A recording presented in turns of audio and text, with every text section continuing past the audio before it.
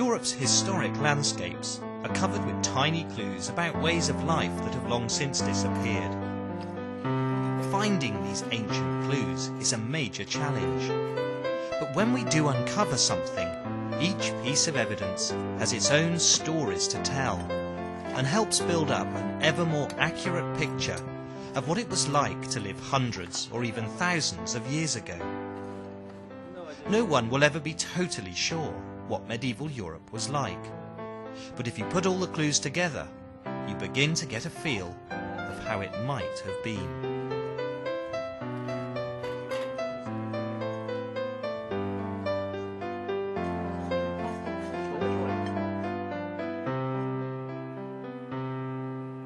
Good day, Croeso. Welcome to our village. Though I must confess you do find this upon hard times. God has been angry, it seems, and has caused many thousands of our countrymen to be struck down with a great pestilence. But praise be to God and to my lucky charm, he has seen fit to spare me. 5 and 10, 15 years now we've been fighting with a friend. Ah, how now, Master Reeve? Now! Good day, Master Reeve. I was just upon my way to see you. Good day, mate. Indeed, indeed. Now. Every medieval village had a strict social hierarchy, known as the feudal system. At the top of the pile was the lord. He owned and ruled the entire village. But as he often lived elsewhere, he'd employ a bailiff and a reeve to act as his managers. The reeve was usually elected by the other villagers. He was a freeman. In other words, someone who'd earned the right not to have to work for the lord of the manor. The rest of the people in the village were peasants like Cradog, sometimes called serfs or villains. They not only had to work for the lord of the manor, but would have to ask permission to marry or even leave the village. Each villain in the village had to do about 3 days' work per week for the lord of the manor, but this would vary according to the seasons and the lord's mood. During harvest time and other busy periods, they'd have to work all the time. A few of the luckier serfs would be given special responsibilities. The swineherd was in charge of the lord's pigs, and was one of the few serfs who might be paid for his work. Like the other villains, in return for doing the lord of the manor's dirty work and making sure his table was always full of food, his family would be allowed to farm strips of land to grow a little bit of food for themselves. The land around the village was usually divided into 3 fields. These fields were subdivided into strips called furlongs. Each family would farm a number of different strips to make sure they had a share of good and bad land. This pattern of land use has left an imprint which can still be seen in many parts of Europe today.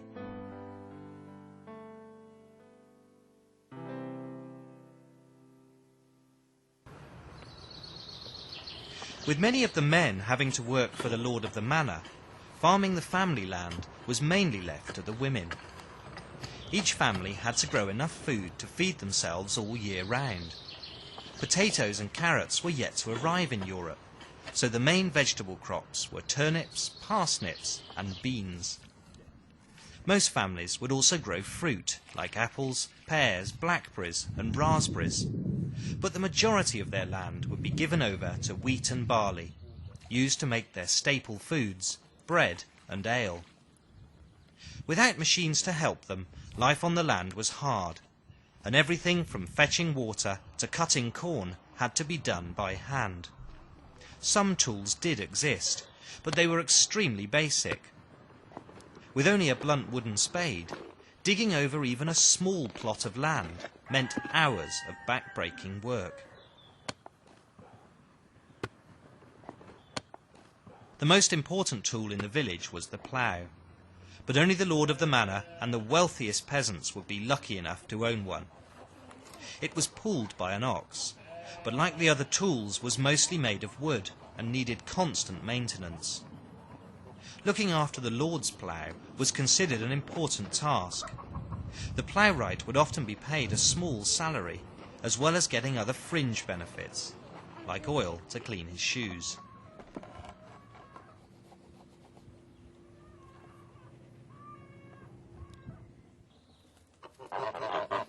In addition to growing crops, most families would also have a few animals. Chickens and geese were kept for their eggs and were allowed to wander freely round the village.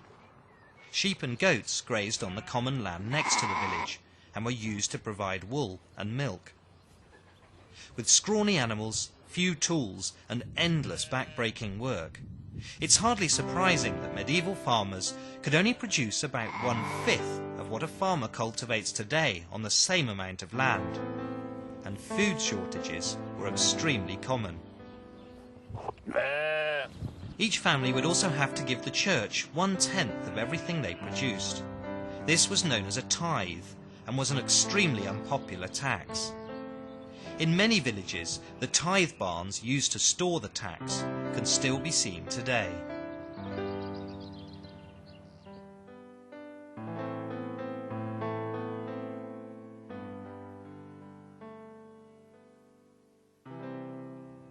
Good day. I'm off to the baker. Griffith is his name, a notorious character. Do you know he's the only person allowed to bake bread in our village? Anyone caught baking bread themselves would be branded, you see. Most uncomfortable crime, and indeed the punishment to fit. But I have pandamain and painmain, the finest white. Let's see if he is in. Many of the foods we take for granted were yet to arrive in Europe. With no potatoes or rice to eat, bread was the staple food. Each family would grow their own wheat and then get it ground down in the mill. As with everything else in the village, the mill was owned by the lord of the manor, and the peasants would have to pay to use it. Indeed, indeed. And when shall I come and collect my loaf? Oh, 4 hours. 4 hours, yes. Splendid. Just enough time for when the tavern opens, I fear. I thank you, baker. Good idea. The baker also paid the lord of the manor for the right to be the only person in the village allowed to make bread. With no competition, the baker could do more or less whatever he wanted. Sometimes they'd keep the best flour for themselves and put anything from dirt to ground acorns in its place. It's hardly surprising that the baker was often one of the most despised people in the village.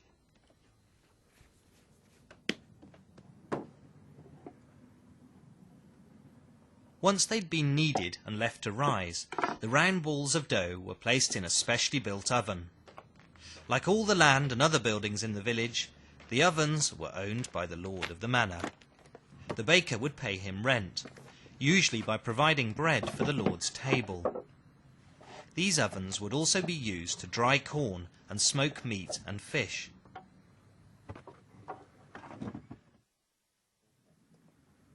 Once cooked, the bread would be taken out of the oven using a wooden paddle.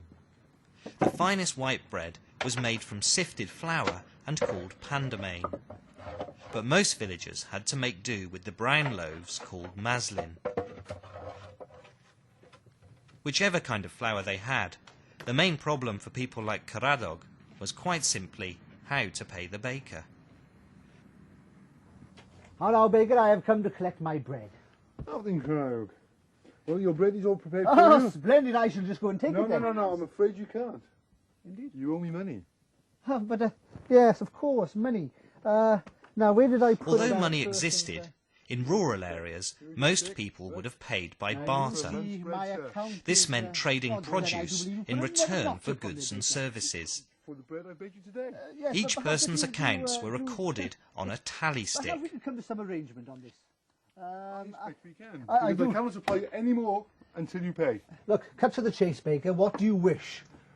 Well, let me think. You owe me about 8 pence. I believe your lucky charm is valued at about that. You cannot be serious. Yes. My lucky charm is worth at least 20 of your loaves. I'll tell you what. Let me have the charm. It covers your debts. If you can find me the money by the end of the month, you can buy it back. Okay. I shall loan this charm to you then, on the basis I shall pay my bill upon the end of the month. I will split your stick. Ah, splendid, splendid, splendid. Splitting the stick meant the account had been settled. Each person would then keep half to act as a receipt. Splendid, then I shall no doubt see you before the end of the month, but I will come and collect my charm upon the end of the month. Thank you, baker. You do that. Nice doing business with you. So the Lord The medieval diet was extremely limited. Bread was eaten at every meal. Supper was the main meal of the day and consisted of a thick soup called pottage made of vegetables and beans. Occasionally people would have meat, but they weren't allowed to eat it on Wednesdays, Fridays or Saturdays. The church ordered that these were fast days. Fish, however, was allowed and became a vital part of the diet, especially for those living near the coast. In peasant homes, women did all the cooking. The fire filled the house with smoke, but by sitting on low tables and benches, people could avoid the worst of it. Even a simple meal would take a long time to prepare, so making supper would begin early in the afternoon. The pots were made from thick iron. The cutlery was usually pewter, but sometimes made from bone. And if you've ever wondered where the expression "a square meal" came from, you need only look at the shape of the wooden plates. Tea and coffee were yet to arrive in Europe, so people lived on milk and ale. This was made from barley and drunk by everyone, including young children. With such a poor diet, most medieval people suffered from malnutrition. But if life was hard for everyone, it was particularly tough on women. Was how to kill more French.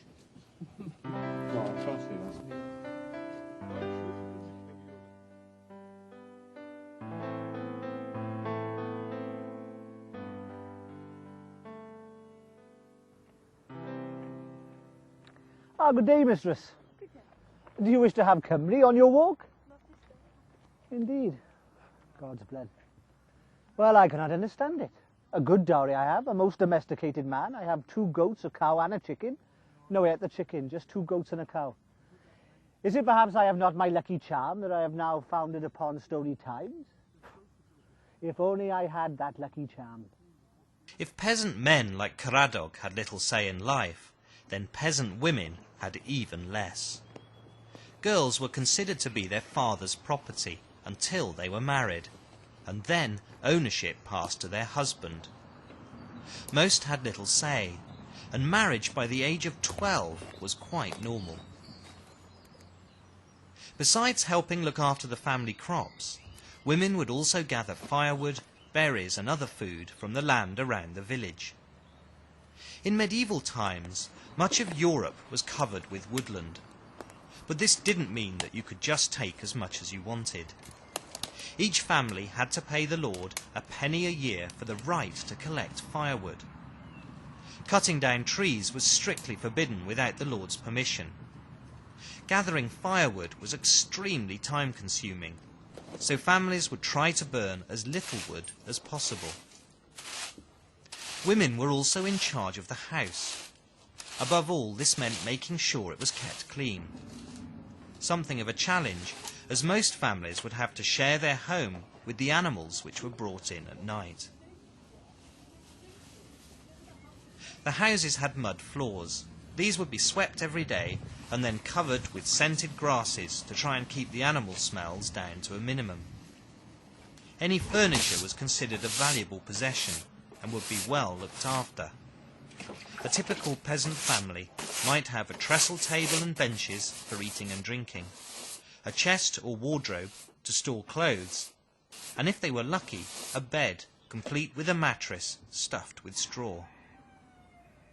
Women also made the clothes. Most peasants were too poor to buy cloth, so they'd have to spin it themselves. Women wore long woolen dresses called kirtles, and over-the-knee stockings, which were also made from wool. Underneath the kirtle, they had linen shirts called shifts. Clothes were extremely costly to make, so even wealthy peasants like the Reeve would only have a small number of garments. Men wore woolen doublets. This was a kind of waistcoat, tied up with leather laces or points. In summer, they wore straw hats to protect them from the heat whilst working in the fields. In winter, thick felt hoods would keep out the cold. Like the women, the men had linen underclothes. These would be washed every day. Instead of trousers, they wore woolen hose, a kind of loose-fitting stocking that could be rolled down when they were working. But the most important item of clothing was the jacket. This gave an indication of a person's status. The poorest peasants would have plain cloth and leather laces to do it up. Wealthier ones would have pewter buttons and fine embroidery. Felt jackets also kept out the cold during the winter months. But for most medieval people, catching a cold was the least of their worries. Master Reeve, a word with you, sir. It transpires it is not the tavern, mark you, but I'm not feeling the best of health. No, I don't think you get proper diseases. I think you get a disease of the laziness. Oh. And what you should really do is get down to the church, see the priest, and get on your knees and do some praying. I do hope it's not my lucky charm.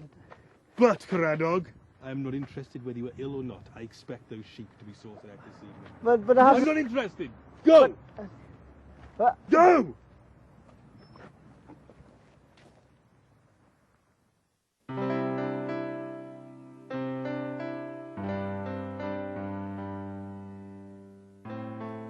I fear God has been angry with me. He has sent many afflictions upon my body and sent me demons in the night.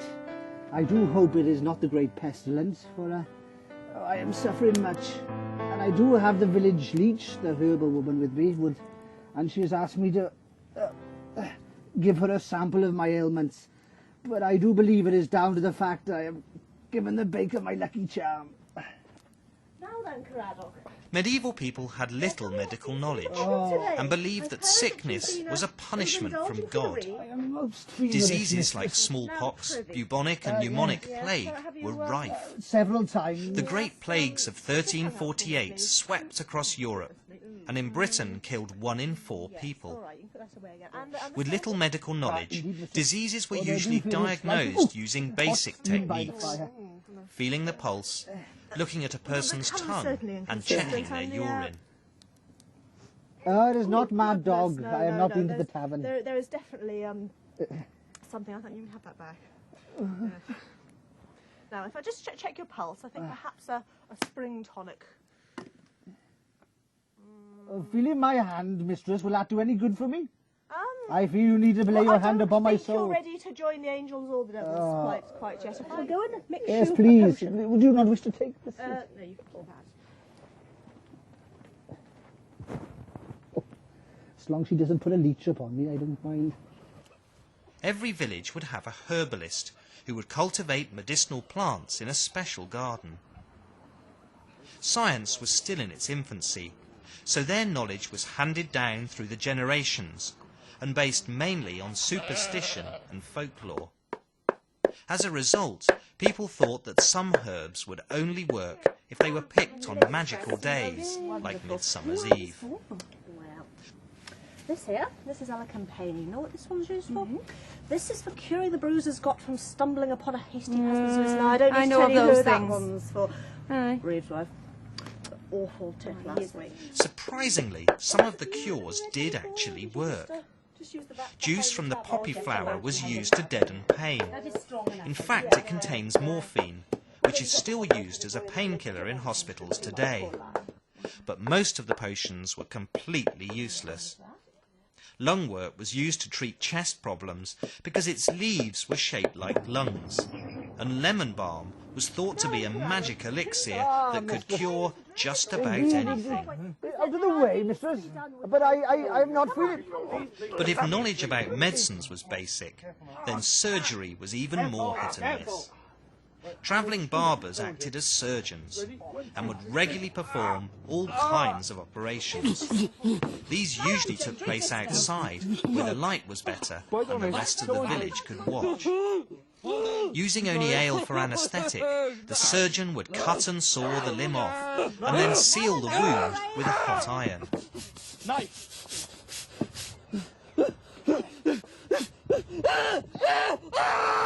With such poor medical knowledge, people often died of very basic illnesses, and the average life expectancy was just 30.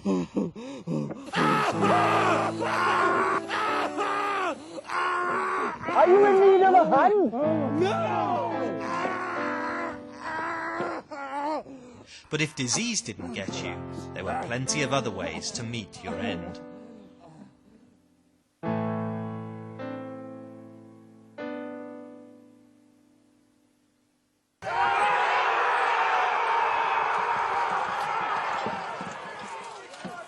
With no police or national army to keep order, medieval society was extremely violent.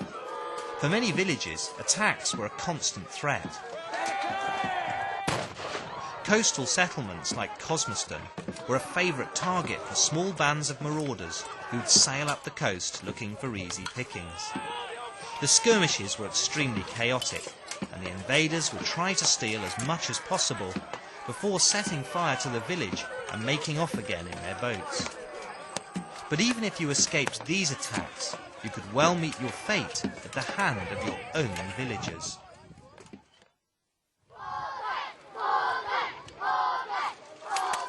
In the early part of the Middle Ages, innocence and guilt were decided by combat and ordeal. Nobles and wealthy people would be allowed to undergo trial by combat.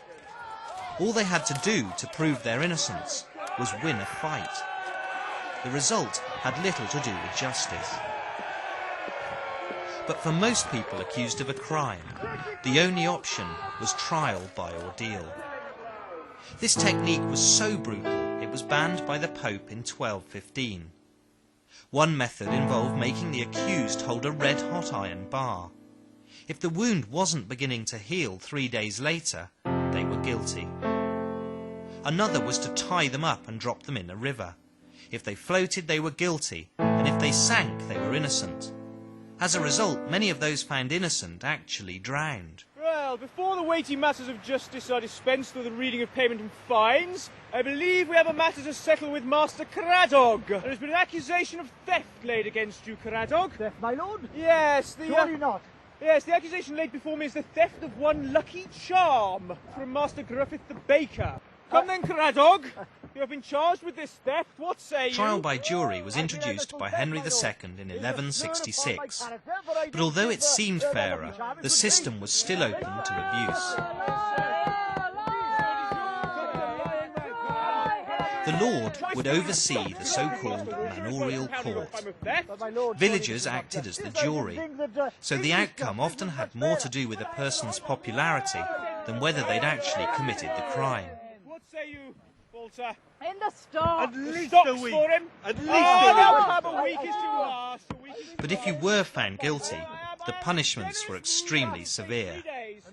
Thieves were whipped and even had their feet and hands cut off. Frequent offenders and anyone found guilty of murder would be hung on the gallows that stood outside each town. For minor crimes, people were fined and placed in the stocks. Here, they could be taunted, punched, and pelted with mud or dung. Looking back, the courts may have seemed chaotic and the punishments barbaric. But these courts remain the basis for our modern legal system. In fact, the more we discover about life in medieval Europe, the more we realise how much it's influenced and shaped our society today.